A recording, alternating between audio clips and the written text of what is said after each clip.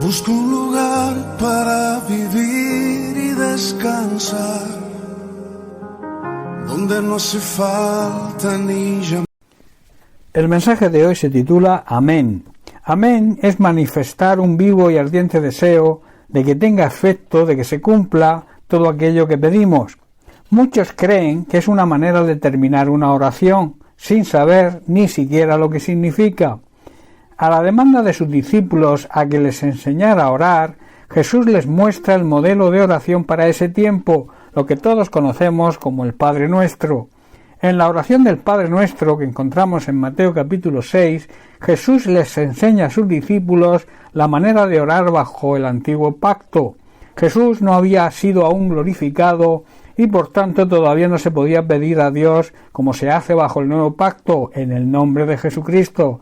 Tenía que cumplir con su ministerio, morir, resucitar y presentar la ofrenda de su sangre y que Dios el Padre la aceptara, y entonces recibiría la gloria que se merecía, sería glorificado. El propio Jesús lo expresó más adelante cuando dijo en Juan capítulo 16 versículos 23 y 24, dice: en aquel día, se refiere al día en que ascendiera a los cielos, donde recibiría la gloria que merecía su obediencia. Dice: no me preguntaréis nada, de cierto os digo, que todo cuanto pidiereis al Padre en mi nombre os lo dará. Hasta ahora nada habéis pedido en mi nombre, pedid y recibiréis, para que vuestro gozo sea cumplido. Aunque la oración del Padre Nuestro no es una oración actual, tiene matices y grandes enseñanzas para hoy.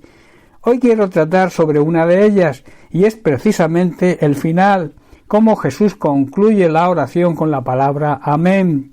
Esta palabra amén no solo la utiliza Jesús, sino vemos que en la Biblia, a través de ella, vemos cómo se utiliza en la mayoría de las epístolas, y en el libro de Apocalipsis precisamente concluye con la palabra amén. Así que la Biblia, las Sagradas Escrituras, concluyen con esta palabra. Lo vemos en Apocalipsis 22-21. La gracia de nuestro Señor Jesucristo sea con todos vosotros. Amén. ¿Qué significa la palabra amén? ¿Por qué acabamos nuestras oraciones con la palabra amén? ¿Por qué cuando alguien ora se suele apoyar su oración con un amén? Amén significa que así sea, así es. Esto expresa, por tanto, un deseo de que se cumpla en nosotros lo que oramos y también que se cumplan los deseos de los demás. Es de vital importancia, por tanto, asegurarnos que lo que oremos esté en la voluntad de Dios y también asegurarnos el dar el amén a la oración de los demás cuando también estén de acuerdo con la voluntad de Dios. No podemos respaldar la oración que no esté dentro de la voluntad y el propósito de Dios. Dios tampoco contesta ni respalda la oración que no cumpla este requisito. En la primera carta del apóstol Juan leemos en el capítulo 5, versículo 14, y esta es la confianza que tenemos en Él, que si pedimos alguna cosa conforme a su voluntad, Él nos oye, Él nos presta atención, nos escucha.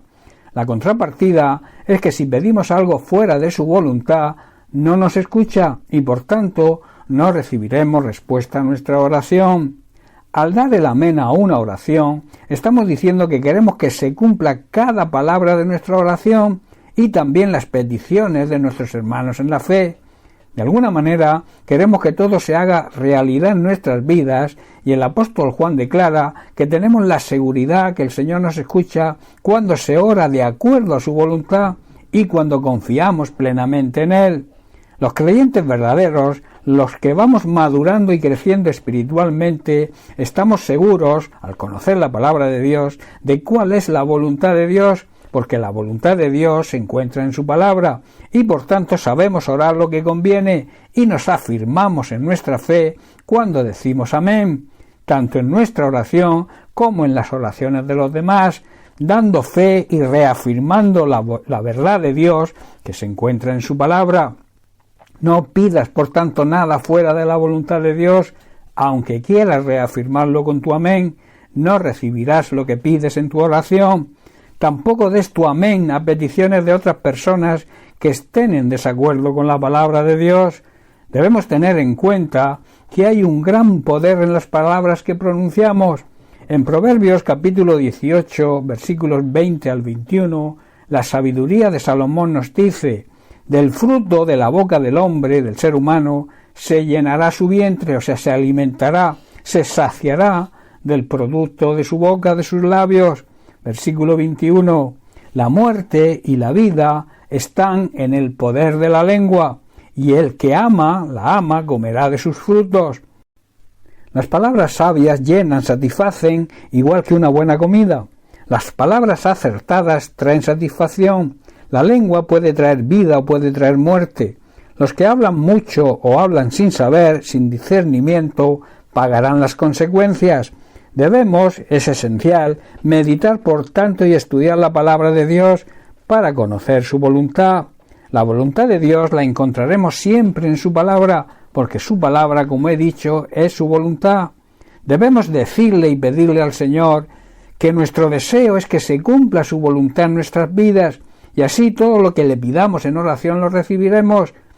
Haremos e imitaremos a Jesucristo cuando en Getsemaní dijo lo siguiente. Dice que él se adelantó un poco más y se inclinó sobre su rostro en tierra mientras oraba y dijo: Padre mío, si es posible que pase de mí esta copa de sufrimiento, sin embargo, quiero que se haga tu voluntad y no la mía.